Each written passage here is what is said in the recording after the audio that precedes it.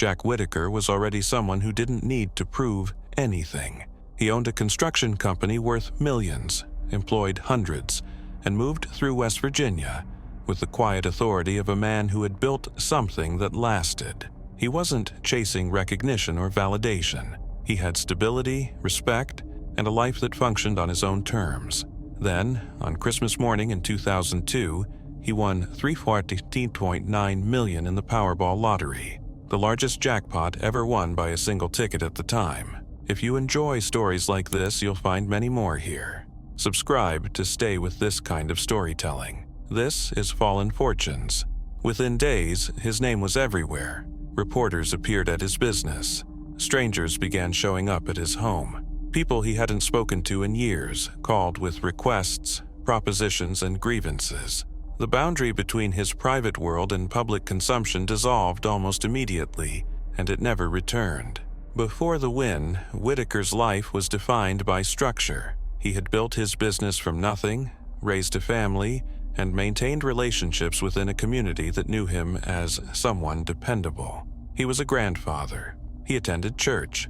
He had routines that didn't require explaining. His wealth was private, earned over decades, and it didn't invite scrutiny. People respected him because he had created something tangible. He drove the same routes every day. He knew the names of his employees' children. He had built a reputation over 40 years that existed independent of his bank account. His marriage was stable. His family gathered for holidays. He had the kind of life that doesn't make headlines because it functions without drama or spectacle. The jackpot didn't change his financial status as much as it changed how the world treated him. Suddenly, he was no longer a businessman. He was a symbol, a target, a walking headline. He took the lump sum, $113.4 million after taxes. The number was printed in every newspaper in the state. He made donations, $14 million to a foundation he created, money to his church, contributions to local causes. The press covered every dollar. Television crews filmed him handing oversized checks to charities. Strangers stood outside his house hoping to catch a glimpse of him. His phone rang constantly. Letters arrived by the hundreds, most of them requests for money, some of them threats. But the donations didn't satisfy the requests. They multiplied them. People saw generosity as confirmation that more was available. The foundation he created was supposed to help local families, fund scholarships, support churches. Instead, it became a magnet for attention. Every contribution was photographed, analyzed, debated. People questioned his motives. They accused him of showing off. They said he wasn't giving enough. Others said he was giving too much. The criticism came from every direction and none of it made sense. He couldn't win by being generous, and he couldn't win by being private. The money had made him public property. He started carrying hundreds of thousands of dollars in cash. He kept it in a briefcase in his car, in his jacket, in places where he could access it quickly. He handed out money in parking lots, at gas stations, to people who approached him with stories. Some of the stories were real, most weren't. He couldn't tell the difference anymore, and he stopped trying. The cash wasn't about helping people. It was about making them go away. It didn't work. The more he gave, the more people came. They started showing up at his business during work hours. They followed him to restaurants. They knocked on his door late at night. The scrutiny didn't just come from strangers. His family became part of the public story. His granddaughter, Brandy, received money, attention, gifts. She was 16 when he won. Before the lottery, she was a teenager with friends, school, a life that existed on a predictable scale. After the lottery, everything accelerated. Whitaker gave her an allowance, thousands of dollars per week. She bought cars. She threw parties. People who had never spoken to her before suddenly wanted to be close to her. Within months, her life became chaotic. She started using drugs. She stopped going to school. The people around her weren't friends. They were drawn to what she could provide. Whitaker tried to intervene. He cut off her allowance. He hired people to watch her. He tried to limit her access to money. None of it worked. She had already been pulled into something he couldn't control. The money hadn't created the danger, but it amplified everything around her. She was found dead in December 2004, wrapped in a tarp behind a burned-out van. She had been missing for weeks. The autopsy was inconclusive. Investigators found evidence of drug use, but no clear cause of death. No one was ever charged. The case went cold. At the time, it didn't seem like the beginning of anything. Whitaker's behavior shifted after Brandy's death. He was arrested for drunk driving, then arrested again. He was sued by a casino for unpaid markers. Over $1.5 million in gambling debts. He was sued by contractors, former employees, people claiming he owed them money. At a strip club in 2003, thieves broke into his car and stole over $545,000 in cash he had left inside a briefcase. He claimed he had been drugged. The story made national news again. People wondered why he was carrying that much cash. They wondered why he was at a strip club. They didn't ask why he felt the need to carry money everywhere, why he couldn't trust anyone, why he had stopped leaving valuables at home. The lawsuits continued. A woman who worked at a restaurant accused him of assault. Another accused him of harassment. The cases went to court. Some were dismissed. Others settled quietly, the term sealed. The legal pressure didn't stop. It layered, building into something he couldn't manage or escape. His lawyers were constantly defending him, filing motions, negotiating settlements. The foundation ran out of money. The donations dried up. He stopped appearing in public. He stopped doing interviews. The man who had once handed out oversized checks on camera now avoided being seen at all. His wife, Jewel, filed for divorce. They had been married for over 40 years. She said the lottery had destroyed their life. She said she didn't recognize him anymore. The divorce was finalized quietly. He kept the house, but it didn't matter. He was living there alone. His daughter, Ginger, Brandy's mother, struggled with addiction. She died in 2009. The coroner ruled it an accidental overdose. Whitaker had now lost both his granddaughter and his daughter. The money hadn't protected them. It had made them more visible, more vulnerable, more exposed to people who saw them as access points to wealth. This was no longer about money. His home was broken into multiple times. Thieves knew he kept cash there. They knew he lived alone. They knew he had stopped trusting banks, security systems, anyone outside his immediate control. In 2009, the house burned down. Investigators suspected arson, but couldn't prove it. He lost everything inside: photos, records, possessions that connected him to the life he'd had before the lottery. He was alone by then. Brandy was gone. Ginger was gone. Jewel was gone. The people who had surrounded him after the win had moved on to other stories, other targets. He told a reporter in 2007 that he wished he had torn up the ticket. He said the money had ruined his life. He wasn't being dramatic. He wasn't exaggerating for effect. He was describing what had happened. The business he had built over decades collapsed. The employees left. The contracts fell through. By 2016, the money was gone, all of it. The lawsuits, the settlements, the theft, the gambling, the cash he had handed out to make people leave him alone. It had consumed everything. He lived on Social Security. He avoided public places. He stopped answering his phone. Jack Whitaker died in 2020. He was 72. The obituaries mentioned the lottery win first, the business second, the family tragedies third. They framed his story as a cautionary tale about sudden wealth. But that wasn't what destroyed him. He had been wealthy before. He knew how to manage money. What destroyed him was exposure. The lottery made him public, and being public made him a target. Every relationship became transactional. Every interaction carried suspicion.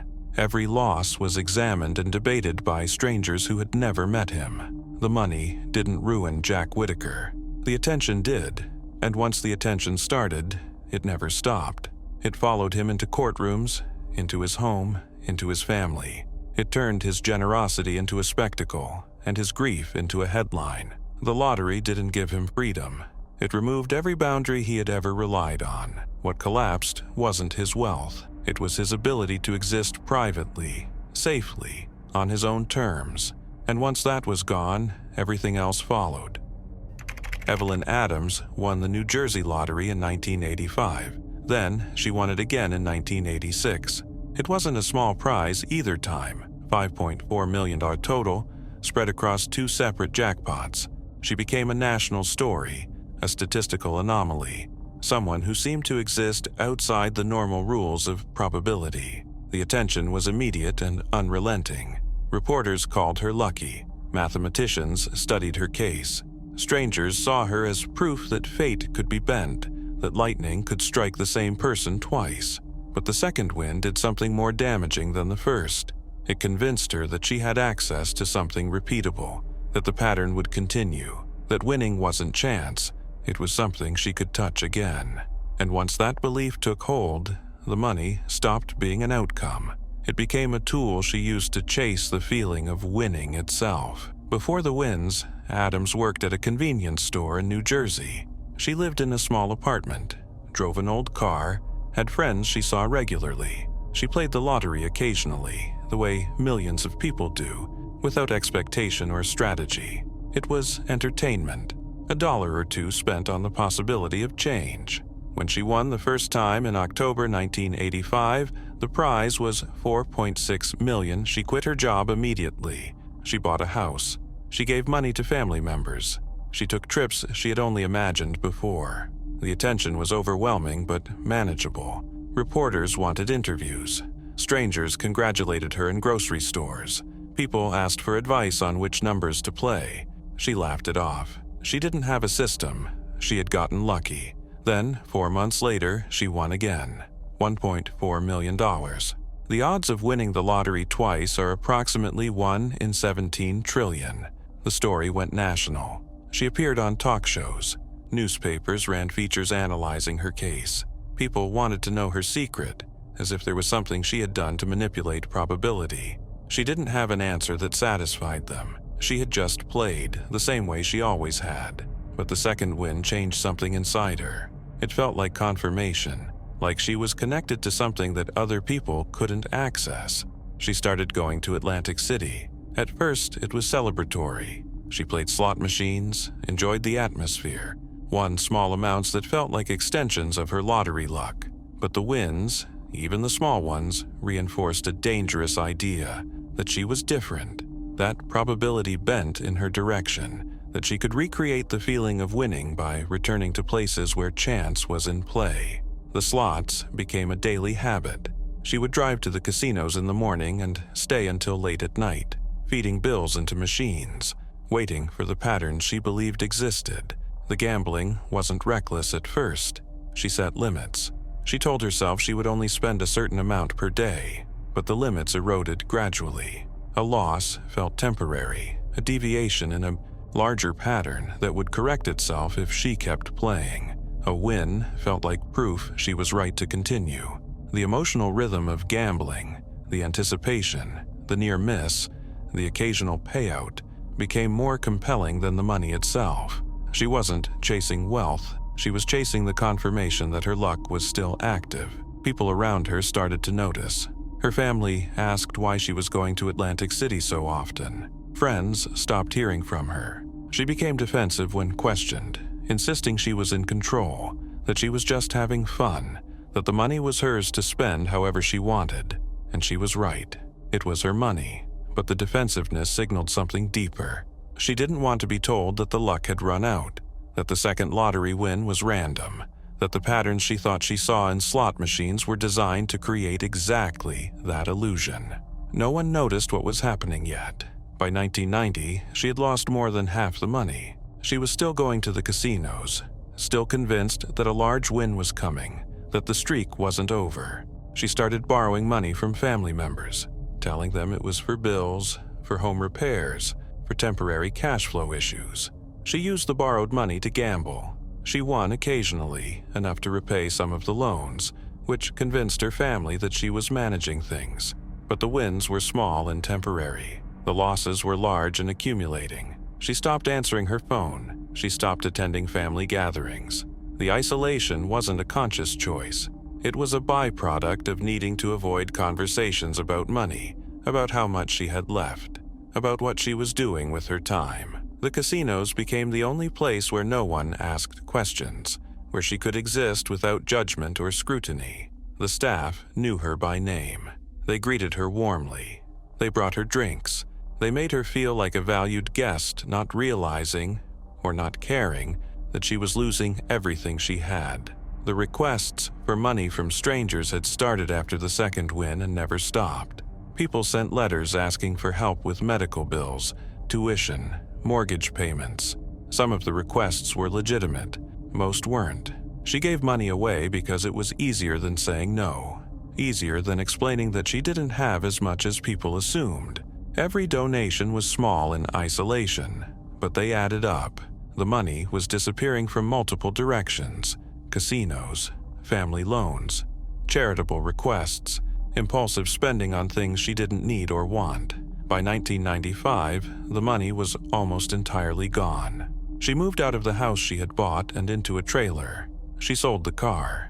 She stopped going to Atlantic City as frequently, not because she had decided to stop, but because she didn't have the funds to continue at the same pace. She started playing scratch-off tickets instead, spending whatever she could find on the same impulse that had driven her to the casinos.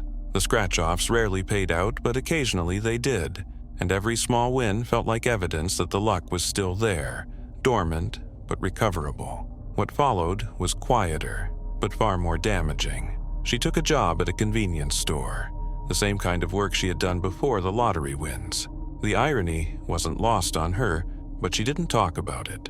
She worked behind the counter, sold lottery tickets to customers, watched them dream about the same transformation she had experienced. Some of them recognized her. They asked if she was the woman who had won twice. She said yes, but she didn't elaborate. She didn't tell them where the money had gone. She didn't explain that the second win had convinced her she could keep winning, that the belief had been more destructive than any single loss. By 2001, she was living in a trailer park, working part-time, struggling to pay basic bills. A reporter tracked her down and asked her what had happened. She told the truth. She said she had lost everything to gambling. She didn't sound regretful. She didn't sound angry. She sounded matter-of-fact, like she was describing something that had happened to someone else.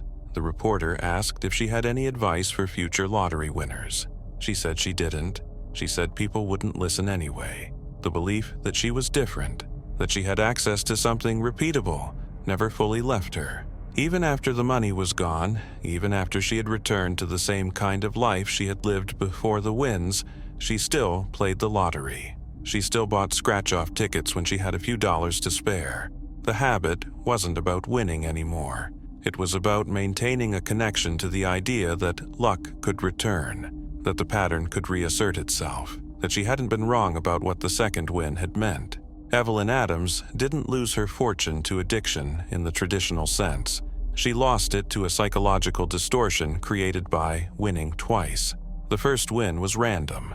The second win made randomness feel like a pattern, and once that pattern felt real, she couldn't stop searching for it.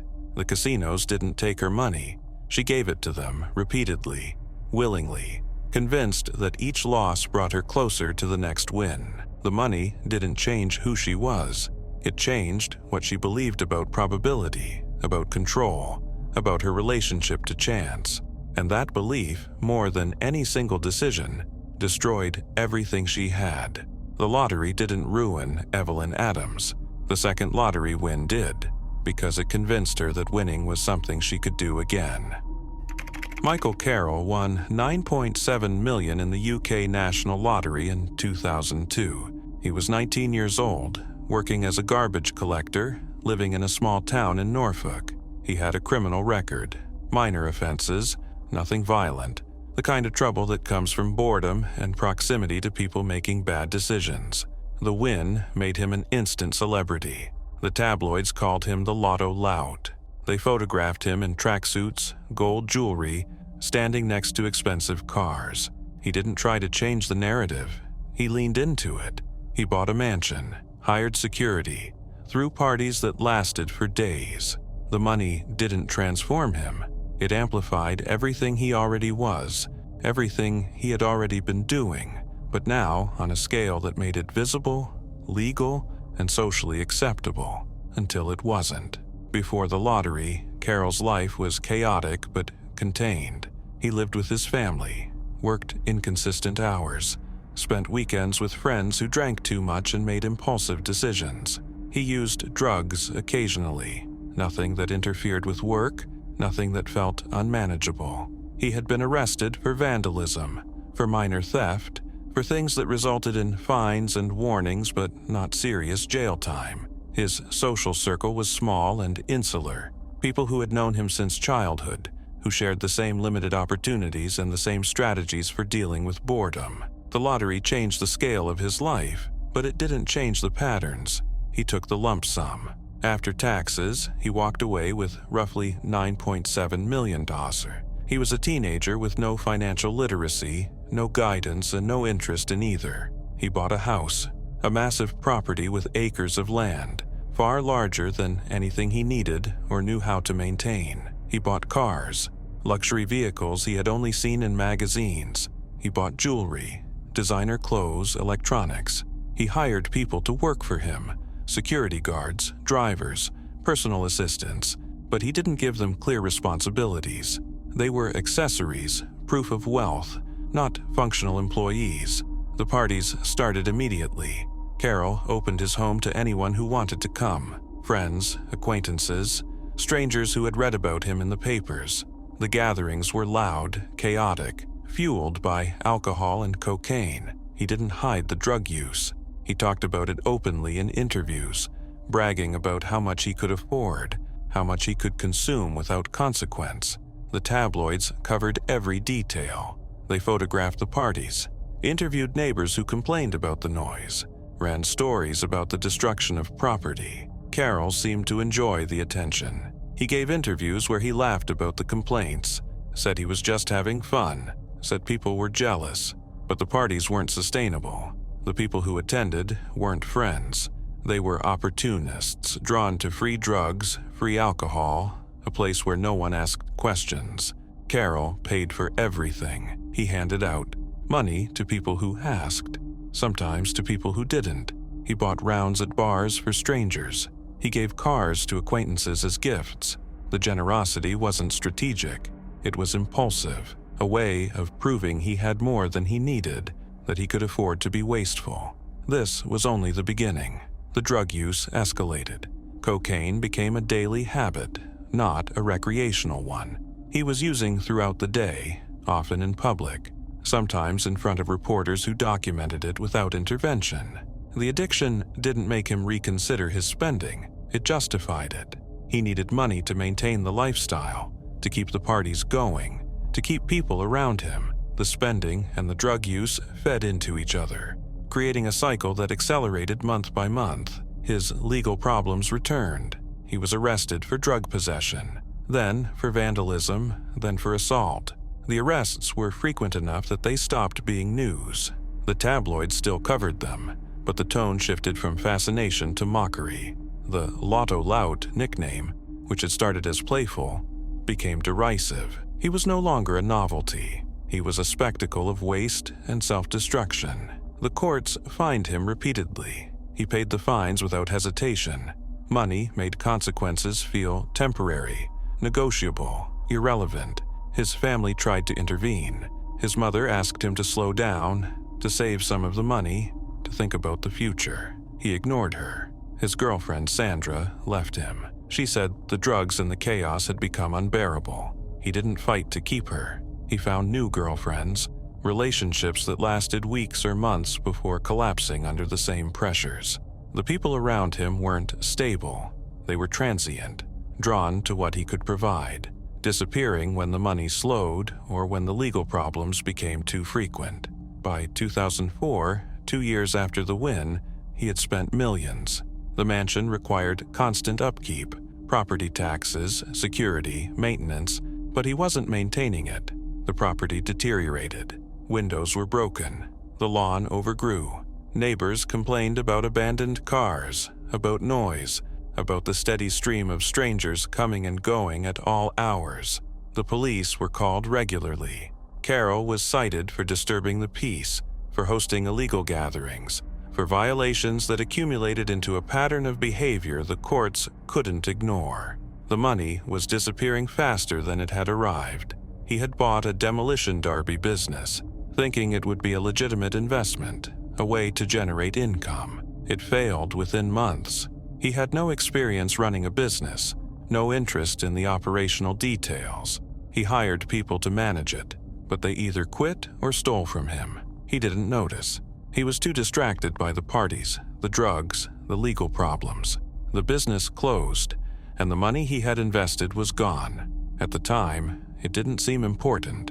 By 2006, the mansion was repossessed. He couldn't afford the mortgage payments, the property taxes, the cost of maintaining a property he had never really lived in. He moved into a smaller house, then into a rented apartment. The expensive cars were sold or repossessed. The jewelry was pawned. The people who had filled his home disappeared. They didn't call. They didn't ask where he had gone. They had never been there for him. They had been there for what he could provide. The drug use continued, but now without the financial cushion. He was arrested again, this time for more serious offenses. He was sentenced to jail time. Short sentences at first, then longer ones. The court saw him as a repeat offender, someone who hadn't learned from previous consequences. The tabloids covered the arrests with a mix of schadenfreude and boredom. The story wasn't surprising anymore, it was predictable. By 2010, 8 years after the win, Michael Carroll was broke. All of it was gone. The mansion, the cars, the money, the people. He returned to the same town he had lived in before the lottery. He took a job in a factory, earning minimum wage. He lived in a small apartment, drove a used car, avoided interviews. The tabloids occasionally ran "Where are they now?" pieces, but they didn't generate much interest. The story had played out exactly as people expected. He told a reporter in 2013 that he didn't regret the way he had spent the money. He said he had fun. He said he lived the way he wanted to live, without restrictions, without anyone telling him no. He didn't sound defensive. He sounded indifferent, like the money had been an interruption in a life that had now returned to its natural state. Michael Carroll didn't lose his fortune because the money changed him. He lost it because the money amplified impulses that had always been there. Impulsivity, substance use, a social circle that encouraged recklessness. The lottery didn't create those patterns. It removed the limitations that had kept them manageable. Sudden wealth didn't transform his life. It accelerated the behaviors that had already defined it, pushing them past the point where they could be sustained. The money didn't ruin Michael Carroll. It gave him the resources to ruin himself faster, more publicly, and more completely than he ever could have without it. Curtis Sharp won $5 million in the New York lottery in 1982. He was a factory worker in his early 50s, living modestly in Brooklyn, raising a family on a paycheck that covered rent and not much else. The win should have been the end of financial worry. It wasn't. Within 15 years, the money was gone. Not stolen, not gambled away, spent on things that seemed reasonable at the time but accumulated into a pattern he couldn't escape. Cars, homes, gifts, trips, requests from family, loans to friends, purchases that felt justified in isolation but became unsustainable when repeated. The spending wasn't reckless, it was compulsive, and by the time he realized he couldn't stop, there was nothing left to slow down for. Before the lottery, Sharp's life was ordinary in the way most working-class lives are ordinary. He woke up, went to work, came home. He had a wife, children, responsibilities that left little room for spontaneity. Money was tight but predictable. He knew exactly how much he could spend, how much he needed to save, what sacrifices had to be made to keep everything functioning. The constraints were frustrating, but they created boundaries. He didn't have to make complicated decisions about money because there wasn't enough of it to complicate.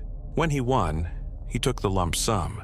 After taxes, he walked away with roughly $2.5 million. It seemed infinite. He bought a house immediately, a large home in a better neighborhood, the kind of place his family had never imagined living in. He bought cars, new ones, expensive ones, one for himself, one for his wife, one for his oldest child who had just gotten a license. The purchases felt justified. These weren't luxuries. They were things his family deserved, things he had always wanted to provide but couldn't afford before. Then came the requests. Family members needed help with rent, with medical bills, with car repairs. Friends asked for loans to start businesses, to cover emergencies, to get through rough patches. Sharp said yes.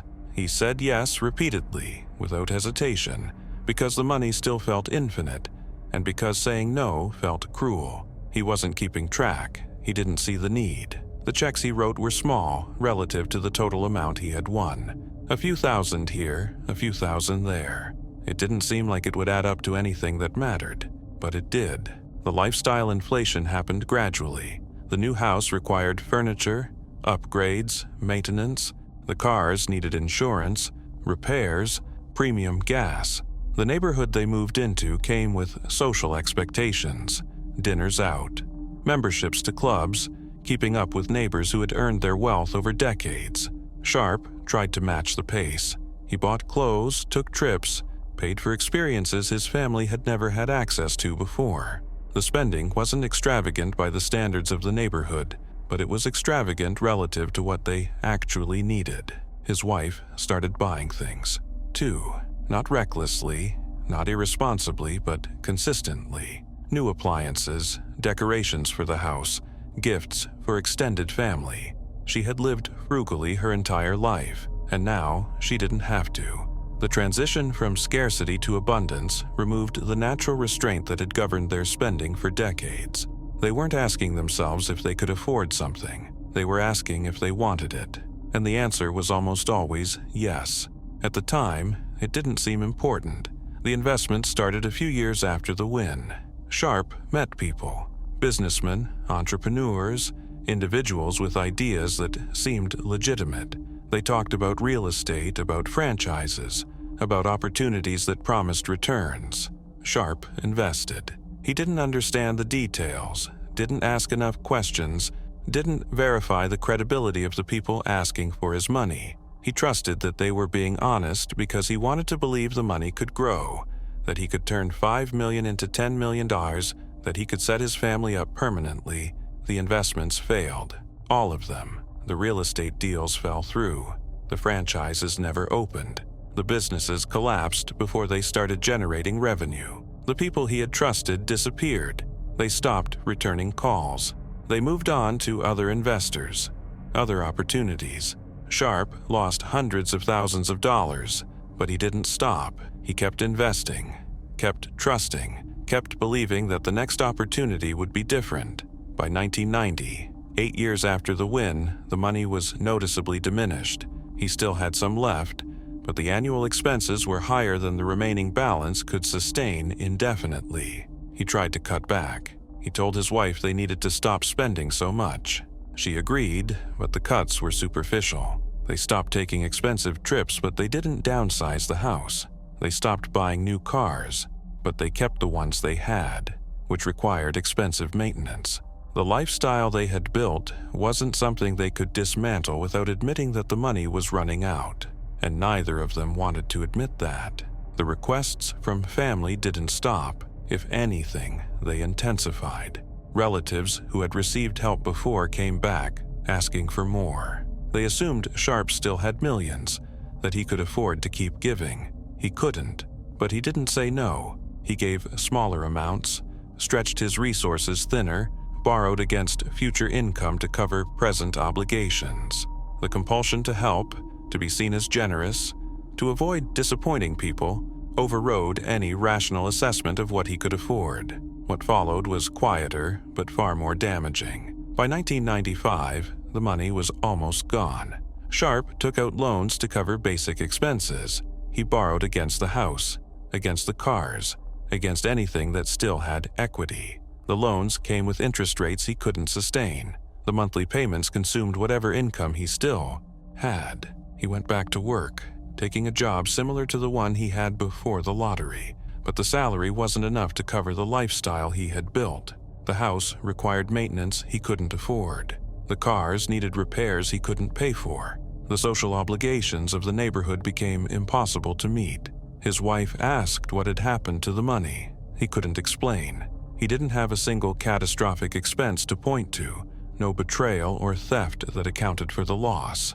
It had just disappeared incrementally across 1,000 decisions that seemed reasonable at the time but were unsustainable when combined. She was angry, not because he had wasted the money, but because he hadn't told her sooner, hadn't warned her that they needed to change course. By 1997, 15 years after the win, Curtis Sharp was in debt. The house was foreclosed. The cars were repossessed. The family moved into a smaller apartment, the kind of place they had lived in before the lottery. He was working full-time, struggling to pay rent, avoiding calls from creditors. The money was gone, all of it. He told a reporter years later that he didn't understand where it had gone. He said he hadn't bought anything extravagant, hadn't made any single decision that seemed catastrophic in retrospect. He had just spent consistently on things that felt necessary or justified, and the money, which had seemed infinite, turned out to be finite after all. Curtis Sharp didn't lose his fortune to addiction or fraud. He lost it to compulsive spending, to the inability to set boundaries, to lifestyle inflation that accelerated faster than his awareness of how much was left. The lottery didn't change who he was. It removed the constraints that had kept his spending manageable. And without those constraints, the money disappeared. Not in a single collapse, but across years of incremental decisions, none of which seemed destructive in isolation, all of which became unsustainable when combined. The lottery didn't ruin Curtis Sharp. It gave him access to a life he couldn't maintain, and by the time he realized that, there was nothing left to adjust. William Bud Post won $16.2 million in the Pennsylvania lottery in 1988. He was 42 years old, living in a small apartment, working odd jobs, barely making rent. He had been poor his entire life, the kind of poverty that isn't dramatic or newsworthy, just relentless. He thought the money would solve that. It didn't. Within a year, his brother tried to hire someone to kill him. His landlady sued him for a share of the winnings, claiming they had an agreement. His girlfriend's family convinced him to invest in failed businesses. The money didn't lift him out of poverty. It pulled him into something worse, a life where everyone around him saw him as a resource to extract, manipulate, or eliminate. And he couldn't protect himself because he had never learned how. Before the lottery, Post's life was defined by survival. He had grown up without stability, moved between jobs, never stayed in one place long enough to build anything permanent. He had been married multiple times. The relationships ended badly, often involving money disputes or accusations of abandonment. He had children he didn't see regularly. He had family members he kept at a distance because proximity usually meant requests for money he didn't have. His social circle was small, a few acquaintances, people he drank with occasionally, no one he trusted completely. When he won, he took the annuity option. Payments of roughly $500,000 per year for 16 years. The newspapers published his name, his photo, the amount. Within days, people started showing up. Family members he hadn't spoken to in years called with business ideas. Old girlfriends contacted him. His landlady, a woman named Ann Carpick, claimed he had promised her half of any lottery winnings if she covered his ticket purchase. He denied it. She sued. The case went to court. She won a portion of his first payment, $1.2 million. His brother, Jeffrey, approached him with an investment opportunity, a used car lot and garage. Jeffrey said they could run it together, split the profits. Post didn't know anything about running a business, but Jeffrey was convincing. He invested hundreds of thousands of dollars. The business failed within months. Jeffrey blamed Post for not investing more, for not being committed enough. The relationship deteriorated. Jeffrey started making threats, vague at first, then explicit. He said Post owed him money. He said Post had ruined his life by not following through on promises. In 1989, Jeffrey hired 2 men to kill Bud Post. The plan was discovered before it could be executed. Jeffrey was arrested, tried, and sentenced to prison. The trial was public. Reporters covered it extensively. The story was sensational. Brother tries to murder lottery winner for inheritance. But for Post, the trial wasn't a resolution. It was a confirmation that the people closest to him were willing to kill him for money he hadn't even fully received yet. At the time, it didn't seem like it could get worse. His girlfriend at the time, Constance Del Vecchio, came from a large family. They had ideas, investments, businesses, opportunities that required capital. Post, desperate for connection, desperate to believe that someone cared about him and not just his money, listened. He invested in a restaurant. It failed. He invested in a racing team. It failed. He bought a mansion in Pennsylvania, a sprawling property far larger than he needed. Constance's family moved in. They didn't pay rent. They didn't contribute to maintenance. They treated the house as their own, making decisions about renovations, about purchases, about how the money should be spent. Post tried to set boundaries. He told them he couldn't keep funding their projects. They responded with accusations that he was selfish, that he had promised to help them, that he owed them for supporting him when no one else would. The emotional manipulation was constant. Every conversation became a negotiation. Every request for financial support came with implications that refusing would mean he didn't care, that he was abandoning people who had been there for him. The legal problems multiplied. Creditors sued him for unpaid debts.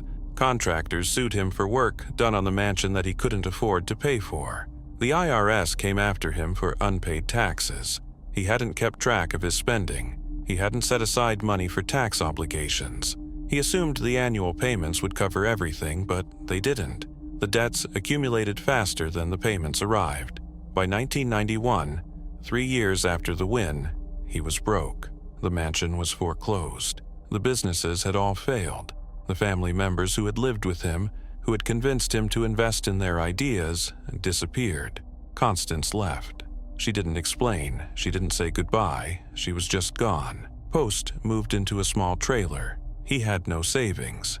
The annual lottery payments were being garnished by creditors, by the IRS, by the landlady who had sued him successfully years earlier. He was receiving a fraction of the original amount, and even that was spoken for before it arrived. He tried to declare bankruptcy. The courts allowed it, but it didn't provide relief. The lottery payments couldn't be discharged. They would continue for another decade, but he would never see most of the money. It was being redirected to pay off debts he had accumulated trying to satisfy people who had never cared about him. No one noticed what was happening yet. In 1993, Post was arrested for assault. He had gotten into a fight with a bill collector who had shown up at his trailer demanding payment. The case went to court. He was sentenced to probation. The arrest made local news.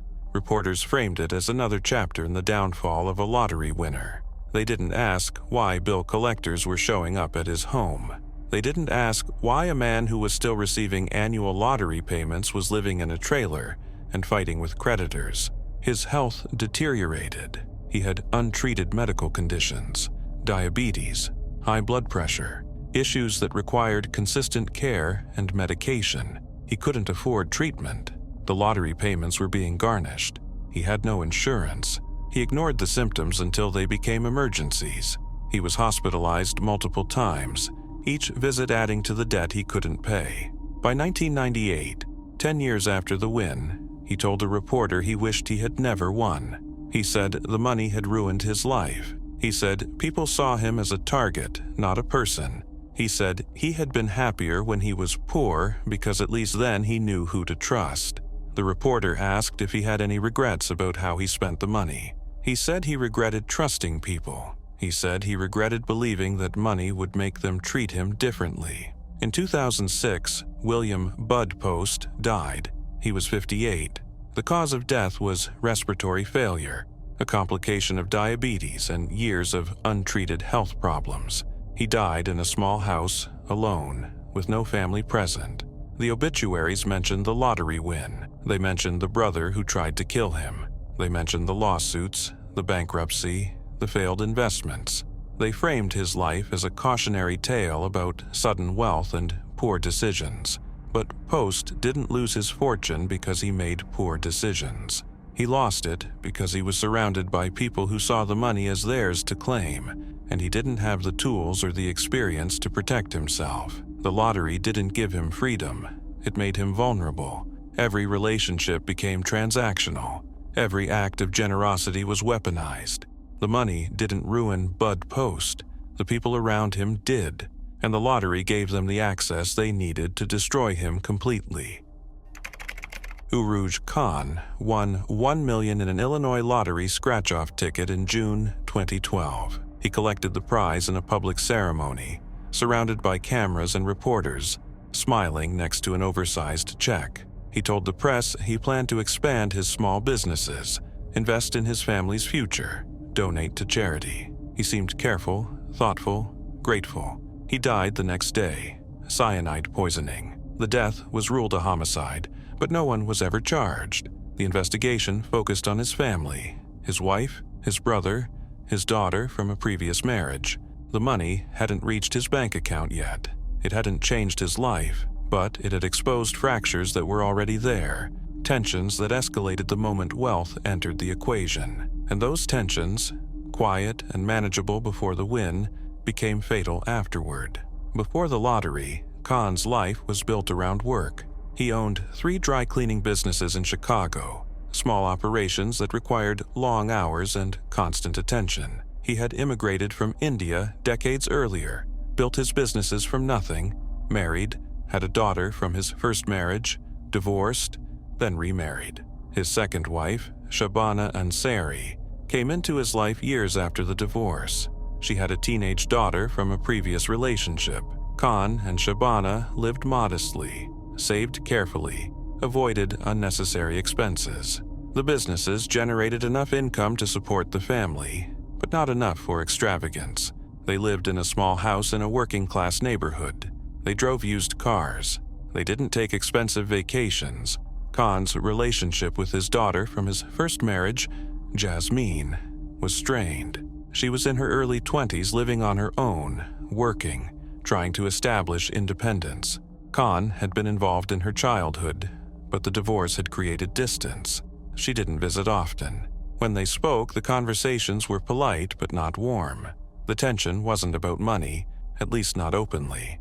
It was about attention, about priorities, about feeling replaced by Shabana and her daughter. Jasmine didn't say these things directly, but they were present in every interaction. Khan's brother lived nearby. They worked together occasionally, but the relationship was complicated. There had been business disputes in the past, disagreements about money, about responsibilities, about who contributed what. The disputes had never escalated into open conflict, but they had created a layer of mistrust. When Khan won the lottery, the brother was among the first to call. He congratulated him, then asked if Khan needed help managing the money. Khan said no. The conversation ended quickly. When Khan won the $1 million, he opted for the lump sum. After taxes, the payout was roughly $425,000. It wasn't life-changing wealth, but it was substantial. Enough to pay off debts, expand the businesses, create stability. He told reporters he planned to donate money to a local hospital. He said he wanted to invest in his family's future. He didn't specify what that meant.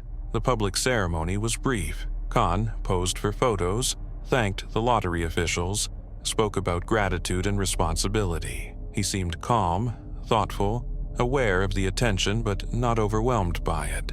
He returned home that evening. Shabana cooked dinner. They ate together, discussed plans for the money. Khan mentioned expanding one of the dry cleaning businesses, possibly buying new equipment, hiring additional staff. Shabana suggested saving a portion, setting it aside for her daughter's education. They didn't argue. The conversation was practical, collaborative. Khan went to bed early. He said he felt tired, slightly unwell. Shabana didn't think much of it. He had been working long hours and the excitement of the day had been draining. He died in his sleep. Shabana found him the next morning. He wasn't breathing. She called 911. Paramedics arrived and pronounced him dead. The initial investigation suggested natural causes, a heart attack, possibly a stroke. He was 46, but he had worked stressful jobs for decades, smoked occasionally, didn't exercise regularly. The medical examiner conducted a routine examination, found no obvious signs of foul play, and prepared to release the body for burial. Then, a family member requested a more thorough autopsy. The request came from Jasmine, Khan's daughter. She didn't explain why. She just insisted that something felt wrong. The medical examiner agreed to conduct additional tests. The results came back days later. Cyanide, a lethal dose. The level found in his blood was consistent with intentional poisoning, not accidental exposure. The death was reclassified as a homicide.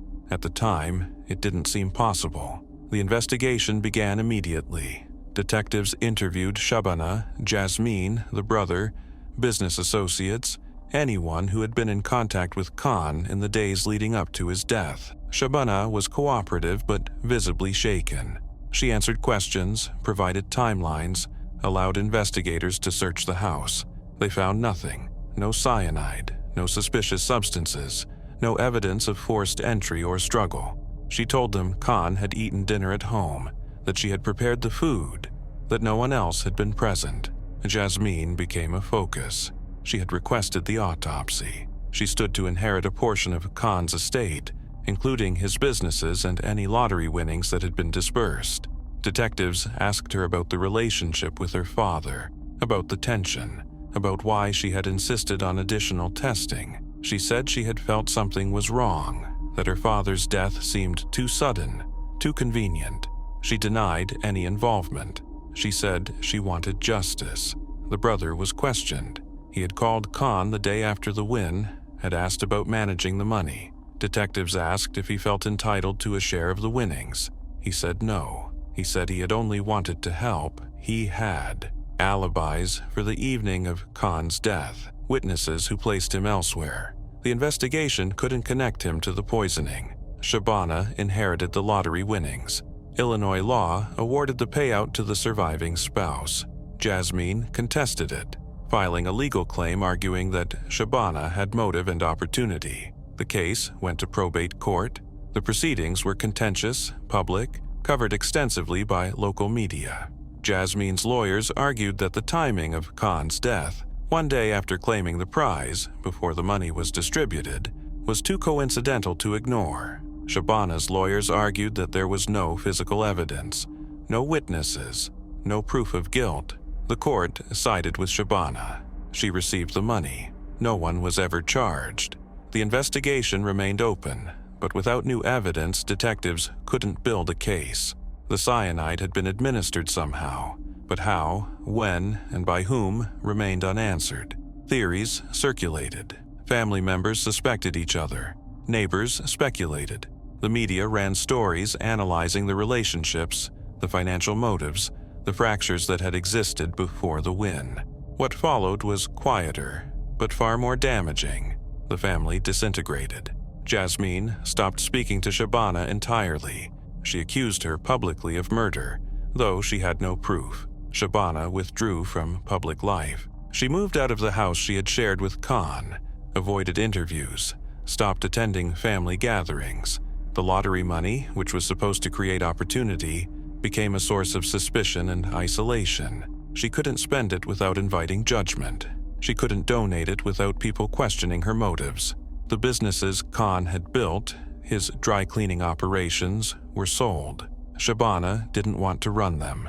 She didn't have the experience or the desire. The money from the sales was added to the lottery winnings, but it didn't bring relief. It brought more scrutiny, more accusations, more reminders of what had happened.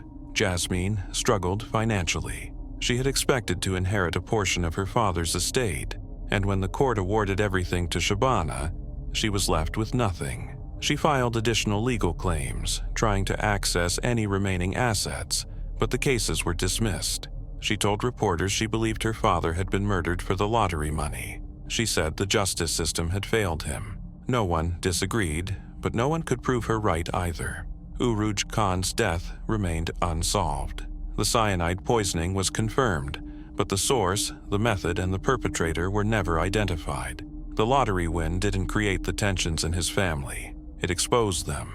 The money made existing conflicts unbearable, turned suspicions into accusations, and transformed relationships that had been strained but functional into something irreparable. The lottery didn't kill Uruj Khan, but it created the conditions where someone close to him saw his death as beneficial. The money intensified distrust, escalated resentments, and gave someone, whoever it was, a reason to act. And in doing so, it destroyed not just Khan's life, but the fragile structure of relationships that had surrounded him. The money never made it to his account. It never changed his life, but the possibility of it, the proximity to wealth, was enough to make him a target. And that proximity, more than the money itself, cost him everything. Callie Rogers won $1.9 million in the UK National Lottery in 2003. She was 16 years old, working part-time at a supermarket, living with foster parents, navigating a life that had been unstable since childhood. The win made her one of the youngest lottery winners in UK history. The press called her lucky. They photographed her smiling, holding the oversized check, talking about buying a house, helping her family, living a life she had only imagined. But the money didn't bring stability. It removed the few boundaries she had, exposed her to people who saw her as an opportunity, and placed her in situations she had no tools to navigate. Within a decade, the money was gone. But the damage it caused, psychological, relational, financial, lasted far longer. Before the lottery, Rogers' life was difficult but contained. She had been in foster care for years, moving between homes, never staying anywhere long enough to feel permanent. She didn't have close relationships with her biological family. The foster parents she lived with were kind, but not parental in the way she needed. She worked at a supermarket, stacking shelves, earning minimum wage, saving small amounts when she could. She had friends from school, a boyfriend, routines that felt normal even if they weren't stable. The lottery ticket was an impulse purchase, something she bought without expectation. When she won, the press attention was immediate and overwhelming. Reporters wanted interviews. Photographers followed her to work, to her foster home, to the grocery store where she had bought the ticket. She was 16, legally a minor, but UK law allowed her to claim the winnings. She took the lump sum. After taxes, she received roughly $1.9 million. The number was abstract. She had no frame of reference for what that amount of money meant or how to manage it. The lottery officials provided financial advisors, but their advice felt abstract too. She nodded, signed documents, listened to explanations about investments and savings, but none of it felt real. She bought a house, a large property, far bigger than she needed, in a neighborhood she didn't know. She bought cars, expensive ones, multiple ones, for herself and for people she considered friends. She bought clothes, jewelry, electronics. She gave money to her biological family, even though the relationships were strained. She gave money to friends who asked, sometimes to friends who didn't ask, but who she sensed needed it. The spending wasn't reckless in the sense of being wild or uncontrolled. It was reckless in the sense of being constant, impulsive, driven by a desire to make people happy, to prove she was generous, to avoid being seen as selfish. The people around her changed. Friends she had known for years started asking for money more frequently. New people appeared, individuals who claimed to care about her, but who only stayed as long as she kept spending. Her boyfriend at the time proposed. She said yes. They planned an expensive wedding, a honeymoon, a life together, but the relationship deteriorated quickly. He wanted control over the money. She wanted independence. They argued about spending, about trust, about whether he cared about her or the fortune. The engagement ended. He left. She was 18. This was only the beginning. Rogers started using drugs. Cocaine at first, occasionally, at parties, then more frequently. The drug use wasn't about escape initially. It was social, a way to fit in with people who seemed confident, who seemed to know how to navigate the world she had been thrust into. But the social use became a dependency. She was using daily by her early 20s, spending thousands per week on cocaine, on alcohol, on anything that numbed the isolation she felt despite being surrounded by people. The house she had bought became a gathering place. People showed up uninvited. They stayed for days, weeks, treating the property as their own. Rogers didn't know how to ask them to leave. She didn't want to be alone, even if the people around her weren't really there for her. The parties were loud, chaotic, destructive. The house was damaged, broken furniture, stained carpets, holes in walls. She paid for repairs, but the damage kept accumulating. Her mental health deteriorated. She had struggled with depression before the lottery, but the money and the attention amplified it. She attempted suicide multiple times. The attempts were genuine, not cries for attention. She was hospitalized, treated, released. The cycle repeated. The press covered some of the attempts, framing them as the tragic consequences of sudden wealth. But the coverage didn't help. It made her more visible, more scrutinized, more isolated. At the time, no one noticed what was happening. The financial advisors stopped calling. She had ignored their advice too many times. The accountants who had helped her initially moved on to other clients. She was managing the money herself, which meant she wasn't managing it at all. She spent without tracking, gave without recording, invested in businesses that failed or were outright scams. A boyfriend convinced her to invest in a business venture. She gave him $100,000. The business never materialized. He disappeared. By 2008, 5 years after the win, the money was significantly diminished. She still had some left, but not enough to sustain the lifestyle she had built. She tried to cut back, but the people around her didn't. They still expected her to pay for things, to cover expenses, to be the source of financial support. When she said no, they left. The house emptied. The phone stopped ringing. The isolation she had been avoiding by spending money became unavoidable. She sold the house. The property had depreciated in value, partially due to the damage, partially due to the market. She moved into a smaller place, then into an apartment. The cars were sold. The jewelry was pawned.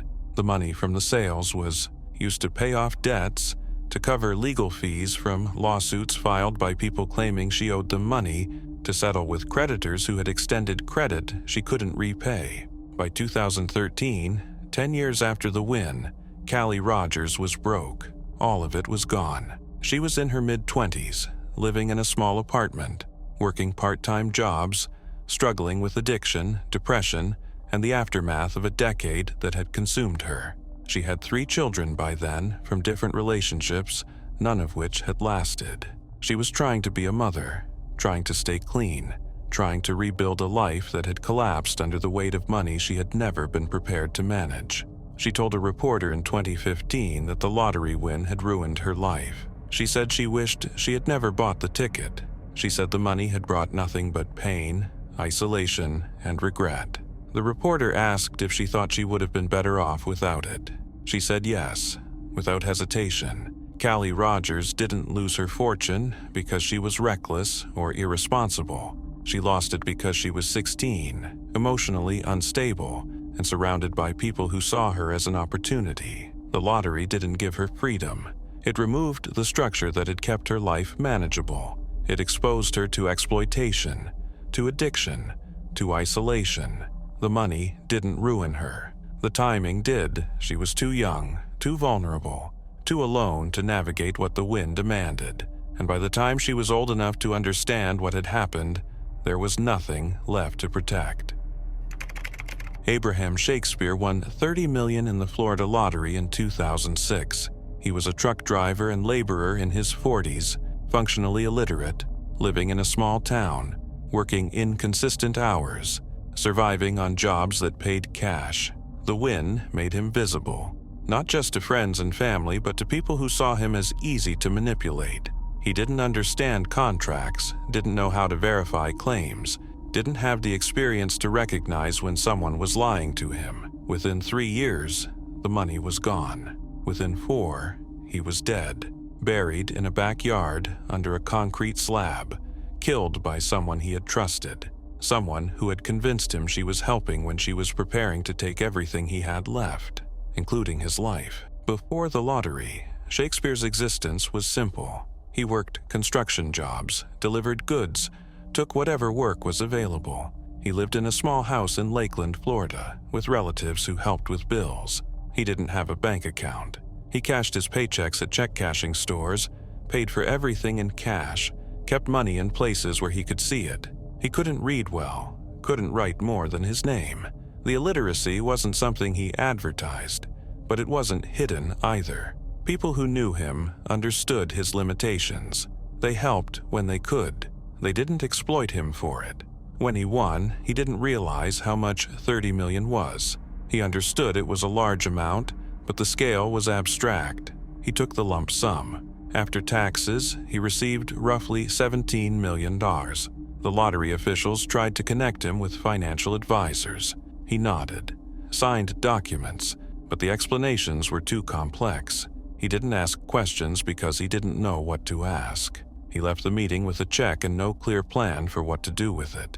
People started approaching him immediately. Family members asked for help with rent, with medical bills, with debts. He said yes. Friends asked for loans to start at businesses, to buy houses, to cover emergencies. He said yes. Strangers sent letters, showed up at his door, called numbers they somehow obtained. He gave money to almost everyone who asked. He didn't keep records. He didn't ask for repayment. The generosity wasn't strategic. It was reflexive, driven by a desire to help and a lack of tools to discern who actually needed help and who was taking advantage. He bought a house, a large property, nicer than anything he had lived in before. He bought cars. He gave cars to friends as gifts. He bought electronics, furniture, clothes. The spending was impulsive, but not extravagant by lottery winner standards. He wasn't buying yachts or private jets. He was buying things he thought would make his life better, things that seemed normal to him. But normal for someone with 17 million meant spending faster than he realized. A woman named Doris D.D. Moore entered his life in 2008. She approached him at a public event, introduced herself, said she had heard about his generosity. She said she wanted to help him manage his money, protect him from people trying to take advantage. Shakespeare was skeptical at first, but Moore was persistent. She visited him regularly, brought him food, talked to him in ways that felt friendly, not transactional.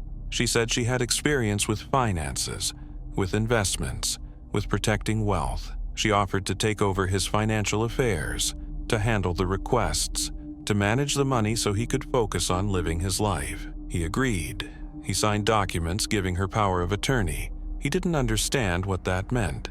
He didn't read the documents because he couldn't. Moore explained them verbally, in ways that sounded helpful, protective. She said she was setting up accounts to keep the money safe, to invest it wisely, to make sure he had enough for the rest of his life. He trusted her. She was the first person who seemed to care without asking for money immediately. What followed was quieter, but far more damaging. Moore started transferring money out of Shakespeare's accounts, small amounts at first, then larger sums. She set up businesses in his name, used his money to fund them, told him they were investments that would generate income. The businesses didn't exist. They were fronts.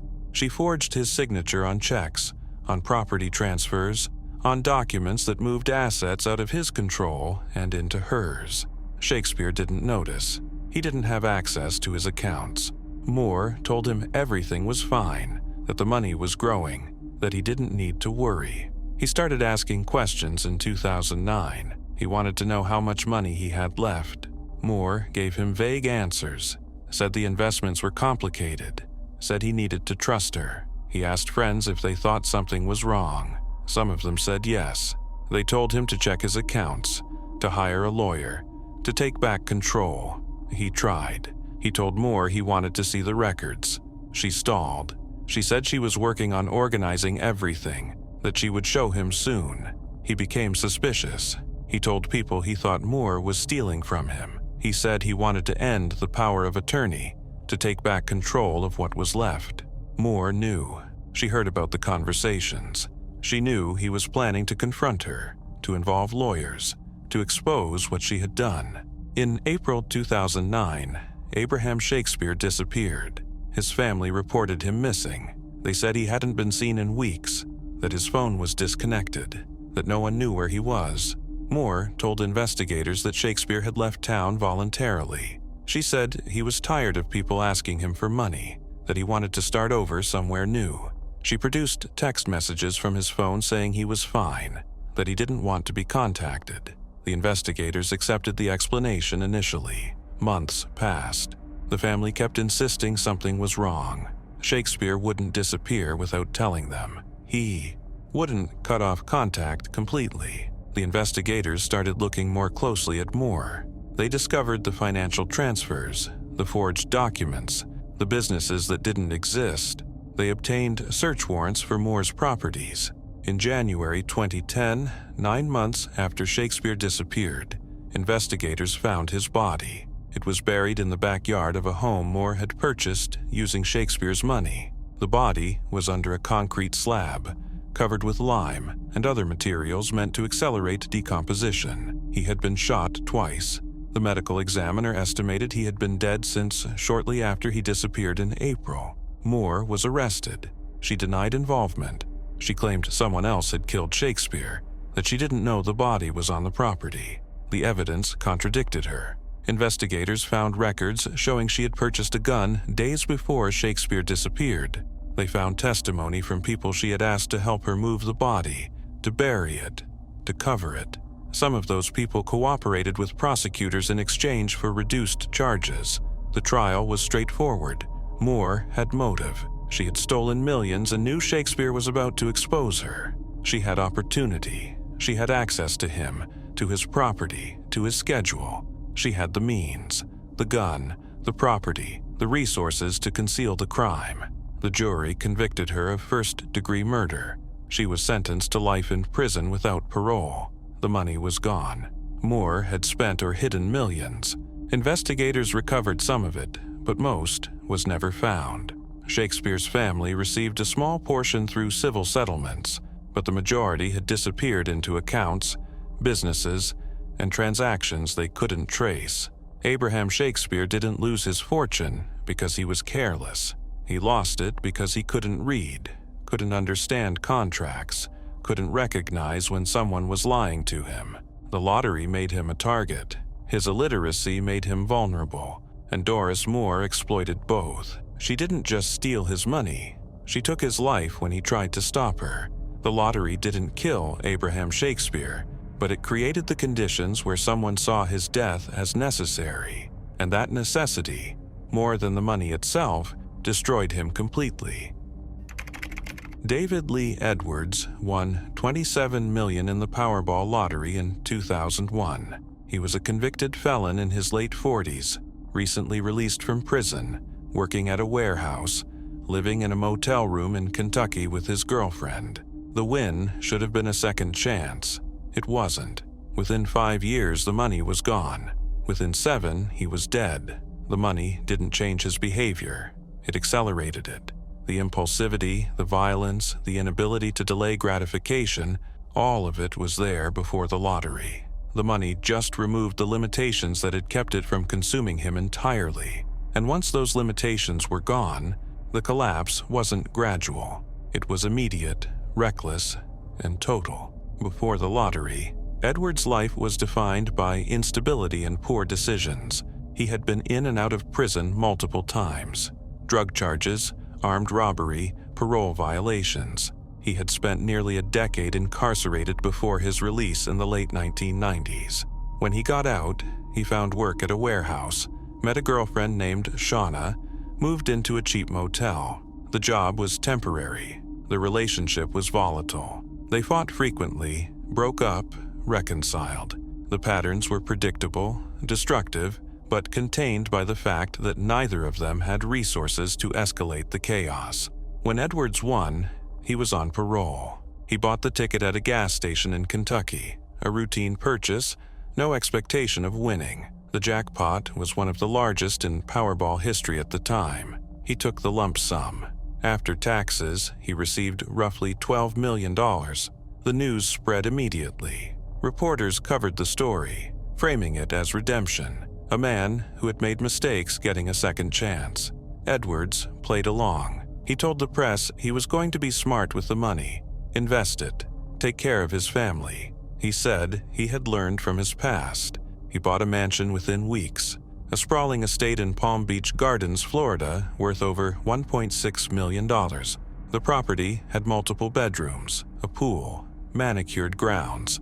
Edwards had never lived anywhere like it.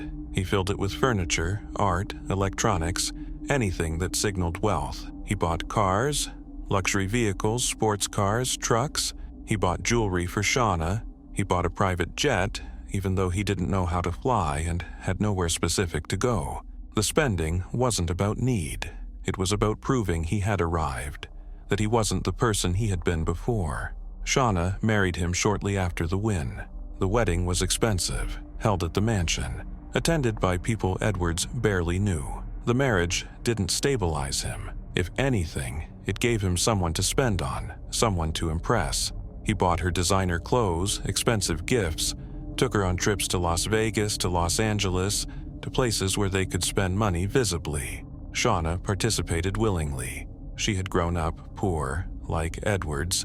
The money felt like freedom, but the spending wasn't the only problem. Edwards' behavior became erratic. He was impulsive, aggressive, unpredictable. He got into fights with neighbors, with contractors working on the mansion, with people he hired to manage the property. The fights escalated quickly, often over trivial issues. He threatened people. He brandished weapons. The police were called multiple times. Each incident resulted in warnings, fines, orders to stay away from certain individuals. Edwards ignored them. At the time, it didn't seem like it would escalate. He started using drugs again: cocaine, crack, methamphetamine. The drug use was daily, compulsive, funded by cash he carried in large amounts. He wasn't hiding it. He used openly, at the mansion, in public, in ways that made him visible to law enforcement. The police raided the property multiple times, finding drugs, weapons, paraphernalia. Edwards was arrested repeatedly. Possession, intent to distribute, parole violations. Each arrest came with bail, legal fees, fines. He paid them without hesitation. The money made consequences feel temporary. The mansion deteriorated. Edwards wasn't maintaining it. The pool turned green. The lawn overgrew. The interior was damaged. Broken furniture, stained carpets, walls marked by fights and parties. Contractors refused to work for him. He had a reputation for not paying, for threatening people who asked for payment, for being violent and unpredictable. The property, which had been worth over $1.6 million, lost value rapidly. His relationship with Shauna collapsed. They fought constantly, often violently. The police were called to the mansion for domestic disputes. Both were arrested at different times.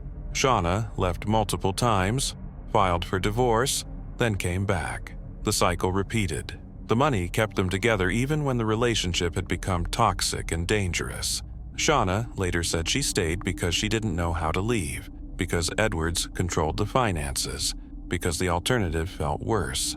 By 2003, 2 years after the win, Edwards had burned through millions. He owed money to lawyers, to contractors, to creditors who had extended credit based on his lottery winnings. The IRS came after him for unpaid taxes. He hadn't set aside money for tax obligations, hadn't kept records of his spending, hadn't filed returns. The debts accumulated faster than he could track. The legal problems intensified. Edwards was sentenced to prison again, this time for drug possession and parole violations. The sentence was short, but it removed him from the mansion, from the money, from the chaos he had created. When he was released, the mansion had been foreclosed. The cars had been repossessed. Most of the money was gone. Shauna had left for good. Edwards moved into a storage unit, living among the possessions he had bought and couldn't sell. By 2006, 5 years after the win, the money was entirely gone. All $12 million. Edwards was living in poverty, using drugs, struggling with health problems related to years of substance abuse. He had hepatitis C, liver damage, conditions that required treatment he couldn't afford. He avoided doctors, avoided hospitals, self-medicated with drugs when the pain became unbearable. He told a reporter in 2005 that he regretted winning. He said the money had made everything worse, that it had given him the resources to destroy himself faster than he could have otherwise. He didn't sound remorseful. He sounded resigned, like the outcome had been inevitable. David Lee Edwards died in 2013. He was 58. The cause of death was complications from hepatitis C, and years of untreated medical conditions. He died in a hospice, alone, with no family present. The obituaries mentioned the lottery win. They mentioned the mansion, the cars, the drugs, the arrests. They framed his life as a cautionary tale about sudden wealth and poor decisions. But Edwards didn't lose his fortune because the money changed him. He lost it because the money removed every barrier that had kept his destructive impulses in check. Before the lottery, he was impulsive, violent, addicted, but he was poor, which meant those behaviors had limits. The lottery removed those limits. It gave him the resources to act on every impulse, to escalate every conflict, to sustain destructive behaviors that would have collapsed under their own weight if he hadn't been able to fund them indefinitely. The money didn't ruin David Lee Edwards. It accelerated the ruin that was already in progress, and by the time the money was gone, the damage was irreversible. He didn't learn from it. He didn't change. He just ran out of resources to sustain the chaos, and when the money stopped, so did he. Alex and Rhoda Toth won $13 million in the Florida lottery in 1990. They were a married couple in their 30s, living in a modest home, working stable jobs, raising a child. The win should have brought security. Instead, it brought paranoia. They stopped trusting banks, lawyers, financial advisors, family members, neighbors. They stopped trusting each other. The money became something to protect, not to use. They withdrew from public life, from social obligations, from relationships that had existed for decades. They built walls, literal and psychological, around themselves, convinced that everyone around them wanted to take what they had won. And in isolating themselves to protect the money, they destroyed the life they had before they won it. Before the lottery, the Toths were unremarkable. Alex worked in construction. Rhoda worked part-time in retail. They lived in a small town in Florida, knew their neighbors, attended local events. They had a daughter in elementary school. The family was functional, predictable, stable.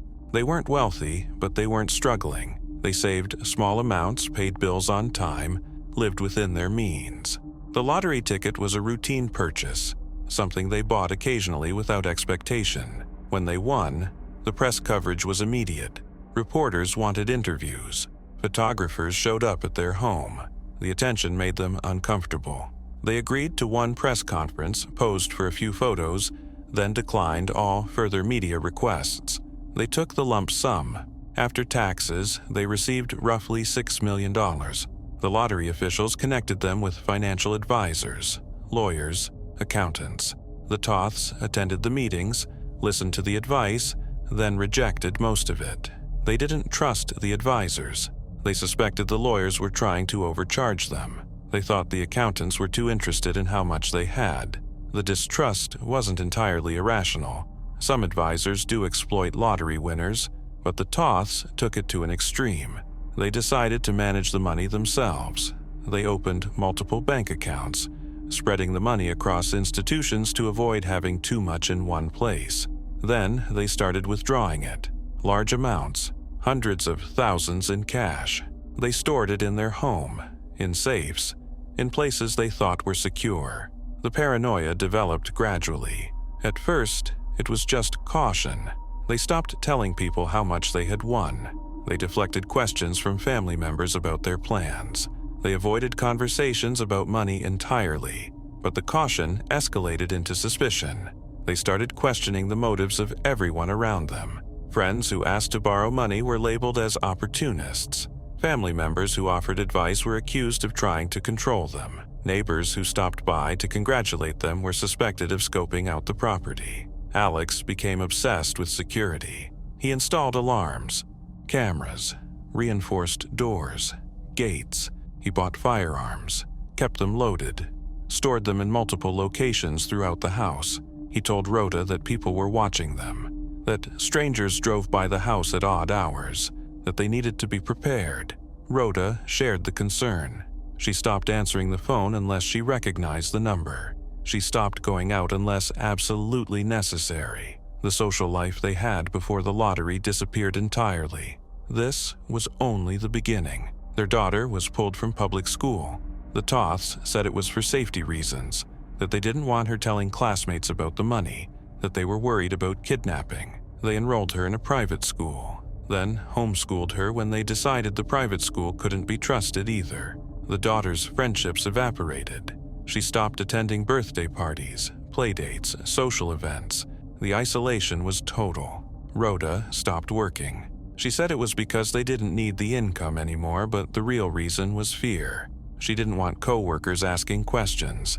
She didn't want people knowing about the lottery win. Alex quit his job too. He said he was retiring, that he had earned it, that the money allowed him to step away.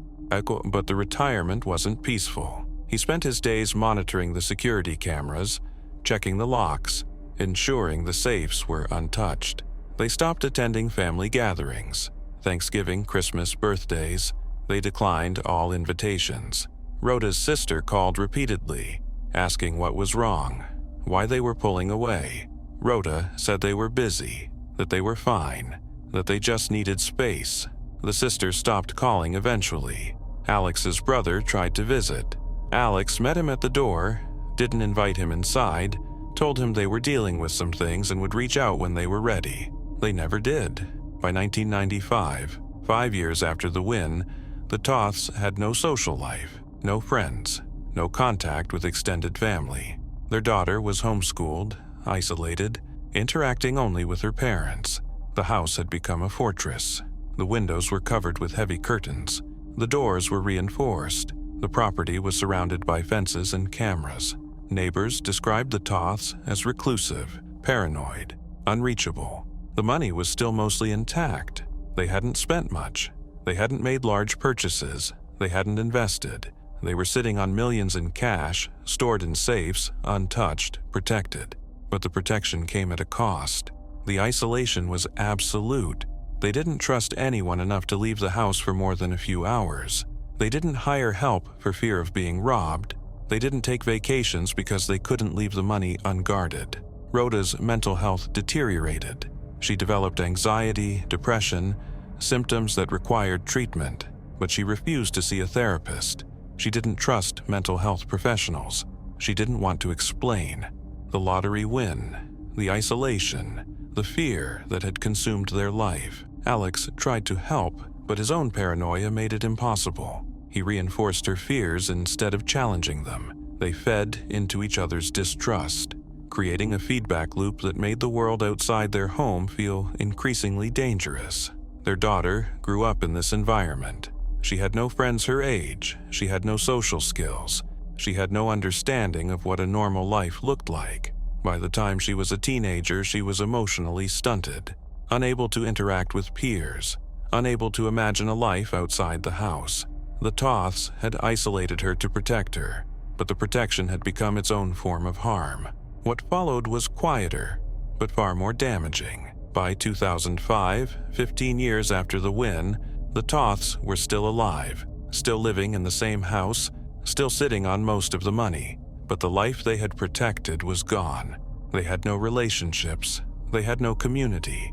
They had no purpose beyond guarding what they had won. Their daughter left as soon as she was legally able, moving out without telling them where she was going. She stopped contacting them entirely. The Toths were alone. Alex died in 2010. The cause of death was a heart attack, likely brought on by years of stress, paranoia, and isolation. Rhoda found him in the bedroom, surrounded by the safes and security equipment he had spent 2 decades maintaining. She called 911, but she didn't leave the house to wait for the ambulance. She stayed inside, locked behind the reinforced doors, until the paramedics convinced her to let them in. After Alex's death, Rhoda became even more isolated. She didn't attend his funeral. She didn't notify extended family.